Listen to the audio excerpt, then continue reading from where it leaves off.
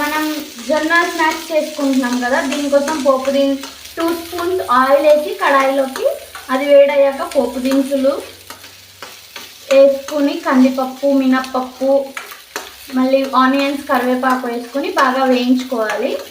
ఇది బాగా వేగిన తర్వాత ఒక 2 మినిట్స్ పెడితే బాగా వేగిపోతుంది.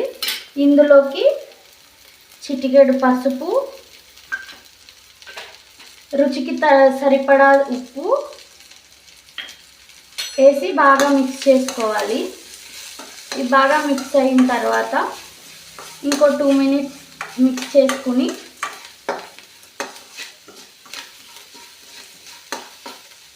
అలాగే ఇందులోకి మనం ఈ జొన్నలు నానబెట్టుకుని ఉంటాం కదా, పొద్దున్న నానబెట్టుకుని సాయంత్రం చేసుకుంటే సరిపోద్ది. దీన్ని కుక్కర్లో ఒక 8 విజిల్స్ కొట్టించుకుంటే మనకి ఇలా మెదిగిపోతాయి అన్నమాట, ఇలా మెత్తగా అయిపోతాయి. దీంట్లోకి నేను పల్లీలు కూడా వేసుకున్నాను. మనం ఈ మిక్చర్ని దీంట్లో వేసుకోవాలి. దీన్ని బాగా కలుపుకోవాలి. బాగా ఈ పోపు మనకు అంతా మిక్స్ అయ్యేలా కలిపేసుకుని ఇలా బాగా మిక్స్ చేసేసుకున్నాక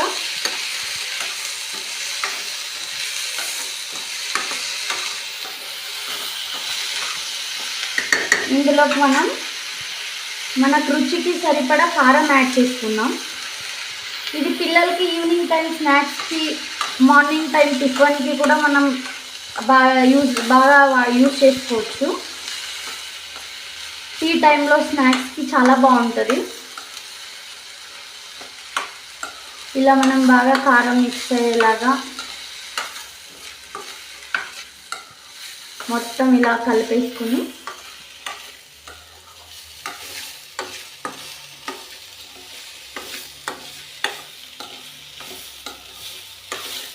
ఇలా ఒక 2 మినిట్స్ బాగా మిక్స్ చేసేసుకుంటే సరిపోతుంది.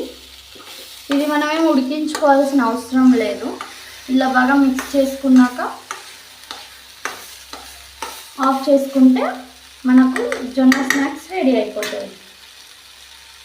ఒక 2 మినిట్స్ ఇలా ఆపేసి దీన్ని బాగా ఒకసారి మిక్స్ చేసుకుని మళ్ళీ మనం సాల్ట్ చెక్ చేసుకోవచ్చు. మనకు సాల్ట్ సరిపోలేదంటే మనం యాడ్ చేసుకోవచ్చు.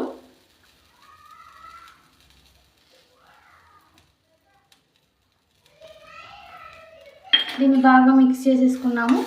అంతే, మన జొన్న స్నాక్స్ ప్రిపేర్ అయిపోయింది.